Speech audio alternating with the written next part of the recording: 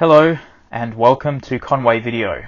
In this video I would like to talk about minimalism in software. Now you probably kind of have some ideas in your mind pop into your mind when you think of minimalism generally. You think of removing clutter, removing waste, removing things that you don't care about or that you don't need, and making things a bit more simple.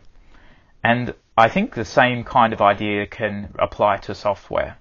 And the way I think this works in software is you really focus on the core. You focus on the parts or the aspects of your software, whatever it is that you're building.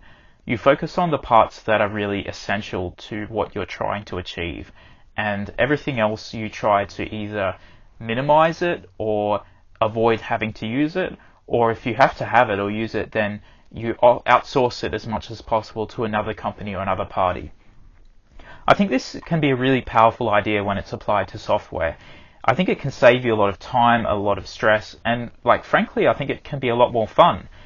And that's because you don't have to split your focus. See, I think humans are creatures who have limited focus, right? We can only focus on maybe 3 or 4 or 5 things at once. And even if you're, say, a really good violin player, then you can probably still only focus on 10 things at once. But even with all those 10 things, you're applying all of those things to one instrument. Or if you're a mother, then you probably have your focus split amongst different children and different tasks, but you're still only a mother in one family. You couldn't possibly be a mother to 20 or 30 families, or most people couldn't.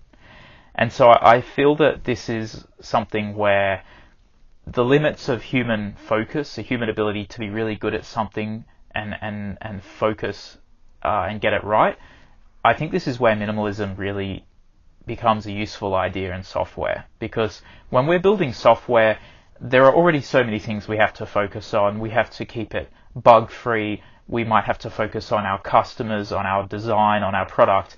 There are already so many things to focus on that we can't possibly do a good job if we're trying to do everything at once and boil the ocean. And so we're often much better off finding that core, or those maybe 2 or 3 core things that we really need to get right in our software. And then for all the rest of it, either we don't need to do it, or maybe we can find a way to pay someone else to do it, whether it means buying an off-the-shelf product, whether it means a service, whether it means a third-party API, or whether it means something else. And I found that a lot of the ideas in software that have taken root are also based around this idea. So for example, you have domain-driven design, where the idea is that you look at your business domain and you design models that kind of model aspects of that domain. And then you build your entire application around that model. And because you've got that core really well done, really right, then everything else kind of slots into place really nicely, and you don't get kind of overwhelmed by the number of different things that your application has to do, because they're all built around this one core that is very, very high quality, clean, simple, readable, easy to use, easy to understand. And I think it's just more fun, frankly, to build software this way. I don't know about you, but when I come into work, I just want to focus. I want to know what I need to build. I want to be able to look at the code and understand it, understand the structure, and know exactly where my part slots in and make it work. I don't want to have to divide my focus among 100 or 200 different things and do a terrible job of all of them and then just fail at the end of it, right? I don't think anyone wants that. It's not worthwhile.